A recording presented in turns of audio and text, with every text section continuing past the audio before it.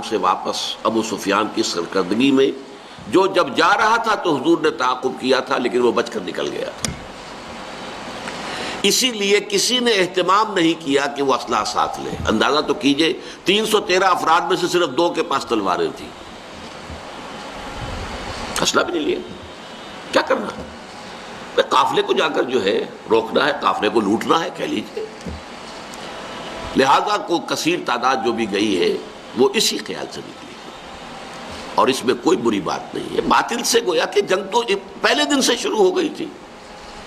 جیسے ہی حضور نے کہا لا الہ الا اللہ، آپ کے اوپر تشدد شروع ہو گیا، بات ختم ہو گئی. تصادم تو ہے، صرف یہ ہے کہ پہلے وہ تصادم ذہنی اور فکری سطح پر تھا صرف، یا وقت یک طرفہ تشدد تھا اس میں کہ مسلمانوں کو اجازت نہیں تھی جوابی کارروائی کرنے کی. اب یہ تصادم 2 طرفہ ہے. اینٹ کا جواب پتھر سے دینے کا موقع آ گیا، مرحلہ آ گیا.